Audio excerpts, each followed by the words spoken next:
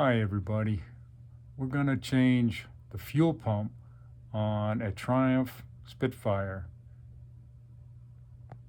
This is the new fuel pump.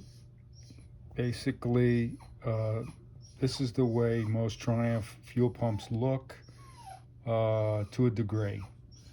They have the actuating cam lever. This is what drives the pump action. And you should come with a gasket. That's important. You're going to need that. And where it comes from, on the Spitfire GT6, it couldn't be easier. That's the beauty behind this car. Access.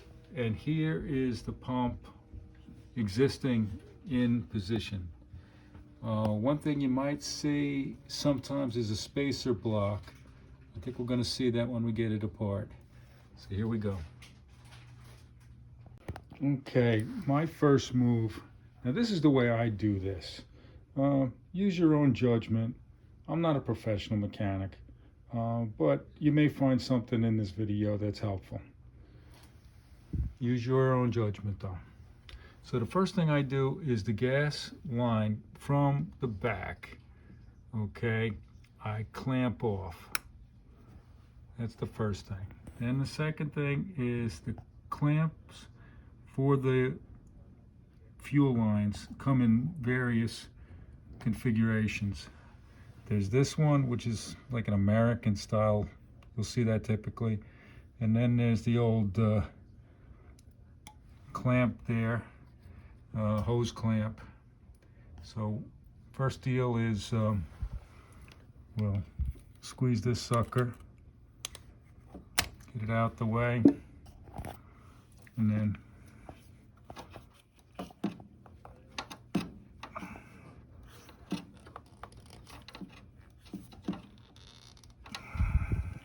it's been on there a while. I wouldn't be surprised if this was the original pump on the car from 1976. So you put some force on there and look what happens. The nipple that's part of the pump, or should be swaged in, pops out. So we'll have to pull that out of the end of the hose. Okay, so with our friend, the American-made channel lock, gripping the end of the nipple there, you will be able to pull out that part. Not that we needed it for the new pump has that, but we needed to clear the fuel line for the nipple that exists on the new pump. Hopefully it's swaged in there better than that one was, because that's a little scary, because that could have come loose while you were out and about driving around. So go figure. Okay, and now for that back clamp, we're going to use the deep well screwdriver. Let's see. Get in there.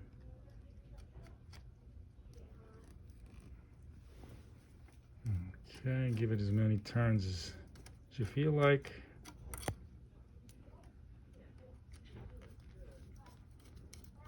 That should be more than plenty. Always like to put something on the paintwork to keep your place to put the tools. There's a lot of shelves, especially in the Spitfire GT6, to put your tools. So, learning from the other experience, I'm gonna grab that hose clamp and back it out of the way. I'm gonna get my good old channel lock, which I love. It's not a cheap tool. That was like 35 bucks for a plier, but made in Pennsylvania. And that is a good place to spend your money.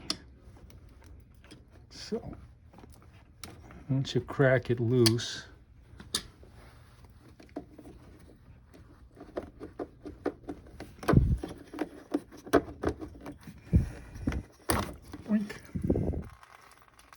There's some gas up in there. Well, I'm holding the camera, so normally I'd have another hand to put a bolt in there or a screwdriver.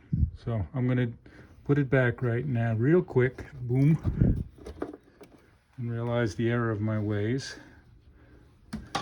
And then go get a bolt and put it in there, and you'll see that. Okay, so that's the big idea, is to find a bolt that fits in there snug, stuff it in there, stop the flow, you know, from the filter coming back at you. Now, I think it's 2 1/2-inch nuts sitting on studs, which you'll see when I take it out. Once again, to get the big idea about how easy it is to work on these cars that have this bonnet that reveals you don't have any fenders to deal with. I like to use these things here, these knee pads. Used it for tiling and then saved my knees, so it's nice to be able to get down here near eye level while you're working. But the big idea here is that you got the 1/2-inch. I use deep well here just to get clear. The stud sticks out a little past the nut, no big deal. Anyway, let's see. Oh, hardly on there, hardly loose, hardly tight. So that's one.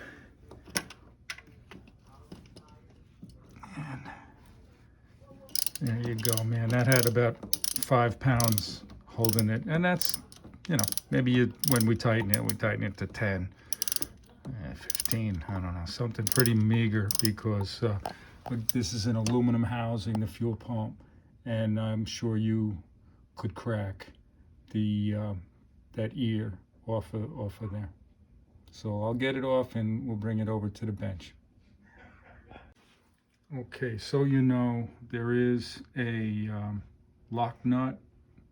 I mean, there is a lock washer, a split lock washer on there besides the nut. So it is unbolted, and you'll see a gap there at the top. Basically, the cam follower, hello, is under load. So when you put it back on, you'll notice that. But here we go. There we go. Got to get that lever out of the way. And that is the old one. Let's see. Hopefully it looks a heck of a lot like the new one. Let me wipe off my hand and bring the new guy next to the old guy and check for similarity. That looks pretty darn good. A big part of this is like the angle that it makes with the face of the pump that bolts against the block. That's about it. And then that's that. And then this guy. Oh, definitely a heavier spring feel.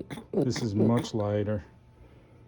And what else can you compare? The configuration of the inlet and the outlet pipes is the same.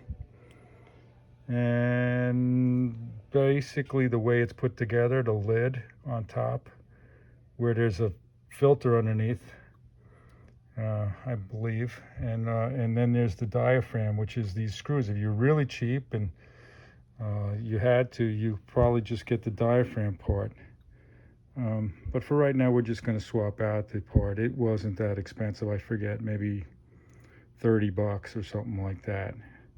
And that's that. So now we're going to look to see if there's a spacer block. Some of them have it. This one does not have it. So this looks pretty easy. I'm just going to wipe the studs off. Wipe off the block above it.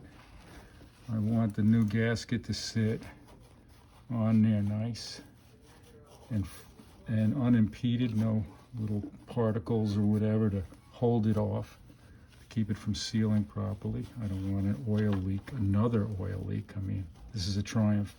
You try not to have them, right? But that's it, ready for the new pump. So go and get your paper washer, your paper gasket, sorry.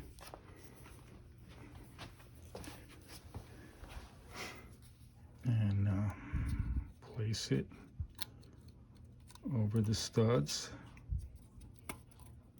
And that's that. Go get the pump.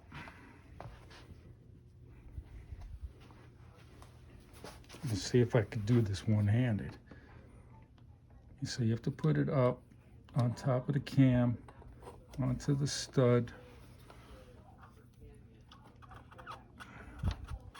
and you'll feel it.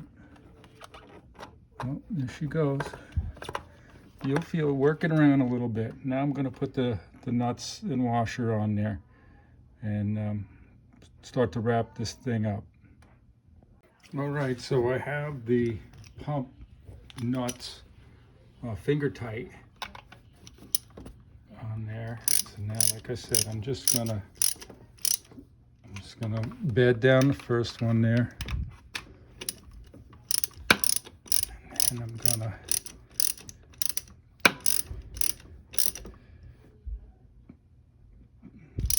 put about 3 pounds on there.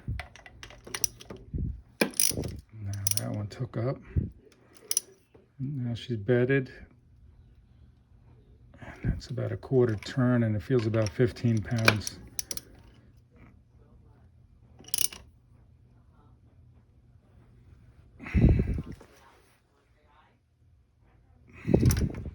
Yeah.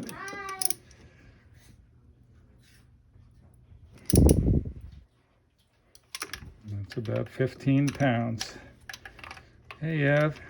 Hi. Okay. Say hello, Triumph people. Hi. So the next move is to put the inlet pipe back in. Wow. Don't forget to unclamp the pipe, otherwise you won't be able to get any gas into the pump. So this is the vice grip, which doubles as my heater on and off valve. Whoa. And now I put the clamp in position, release, and the pipe is on there. Good. Now we've got to take the bolt out of there. Take the bolt out. Whoa. Okay.